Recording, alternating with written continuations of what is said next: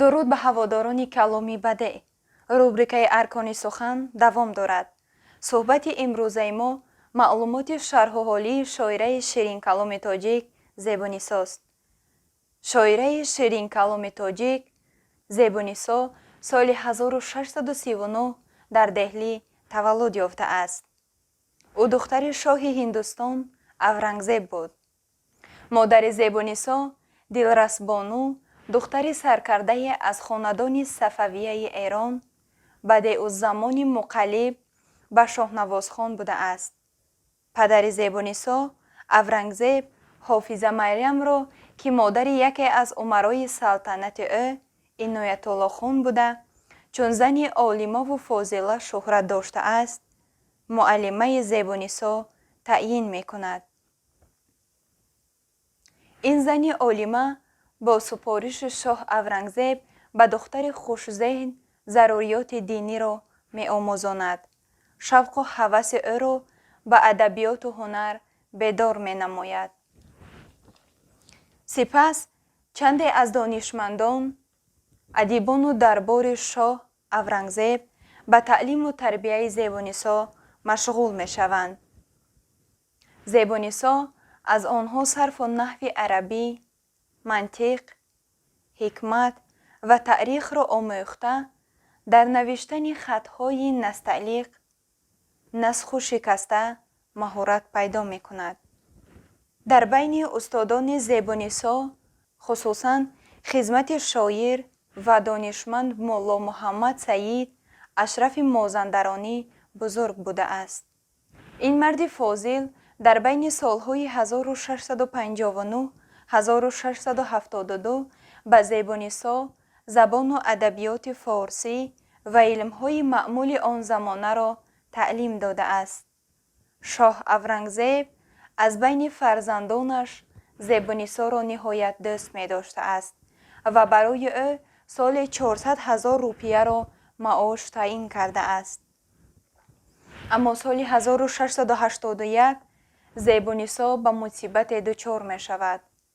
шоҳ Аврангзеб писари худ Ҷалолуддин Акбарро бо лашкари зиёде барои пахш кардани шӯриши раҷпутҳо ба Ҷайпур мефиристад.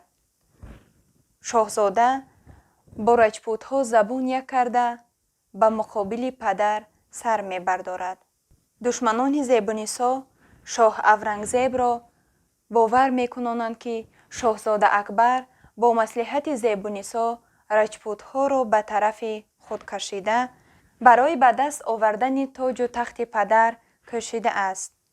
шоҳ ба ин буҳтон бовар карда, маоши солонаи Зебунисоро боз медорад, тамоми сарвати ӯро забт мекунад ва худи духтарашро дар қалъаи салимгари деҳлӣ маҳбус месозад. ба зудӣ бегуноҳ будани Зебунисо исбот мешавад ва ӯ боз соҳиби маошу сарват мегардад.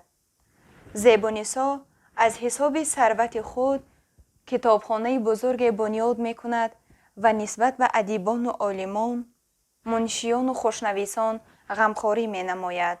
махсусан адибони тоҷикзабони аз мовароҳунар ба Индустон омадаро бо хушнудӣ пазируфта, аз онҳо пуштибонӣ мекард. Зебунисо бо шоирони машҳури ҳамзамонаш Носиралӣ, Неъматхони Олӣ ва ҳатто ба қавле Бобедил низ ҳамсуҳбат будааст. Неъматхони Одил дар васфи ӯ маснавие эҷод кардааст. мутобиқи гуфтаи ҳамзамононаш, Зебунисо дар баробари мутоилаи китобҳои гуногуни адабию илмӣ ва таърихӣ ба тақозои ҳукми падари худ тамоми умр ба тоату ибодат машғул шуда, тарзи зиндагии зоҳидонаро пеш гирифтааст. ба ӯ خواستگاران زیادی برآمده باشند هم هیچ کس را به همسری قبول نکرده است. زیبانیسا سال 1702 در سن 63 سالگی در دهلی وفات کرده است. جسد او را موافق وصیتش از دهلی به لاهور برده در صحن باغی که با نظارت خود او بنیاد شده بود دفن می کنند. در سنگ مزار او این بیت ثبت است: بر مزار ما غریبان نه چراغ نه گل، نه پری پروانه سازد نه صدای بلبل. زیبانیسا با دو تخلص مشهور بوده است. زیبانیسا و مخفی شعر گفته است. او زیبون انشاد نامجموعه مکتوبها و ارادت فهم نامبیاز ترتیب داده بوده است. متاسفانه زیبون انشاد از بین رفته است و یا موجود باشد هم حالا دسترس نشده است. بیاض ارادت فهم را یکی از کنیزکان او هنگام بحران سخت به آب حوض افشانیده تلف کرده است. زیبانیسا به گفتن شعرهای لیریکی مهارت کلان داشته است. موضوع اساسی اشعار او از تصویر بی‌حقوقی زنان، غم و اندوه و آرزوی و امیدهای آنان در شرایط مرکب زمان فئودالی عبارت است. زیبانیسا همچون شاعره آزادی پرست بر ضد بی‌عدالتی اجتماعی آواز اعتراض بلند کرده برای موقع و قدر زن را در جمعیت بلند برداشتن مبارزه می‌برد. شاعره رباعی‌های مرغوب نیز آفریده است. زبان اشعار زیبانیسا خیلی ساده، تشبیه به تصویرهایش طبیعی می باشند. زیبانیسا در تفسیر قرآن زیب تفسیر نام اثر نثری نیز داشته است که همزمانانش آن را خیلی تعریف کرده اند.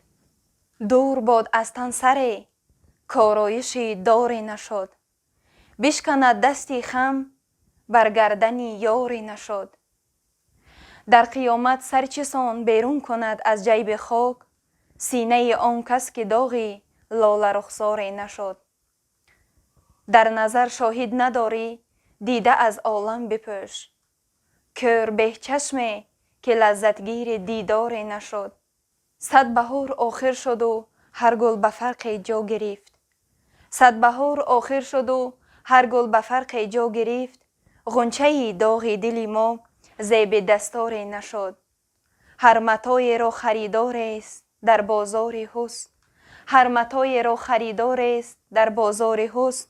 پیر شد زیبانیسا او را خریداری نشد. این بود معلومات مختصر درباره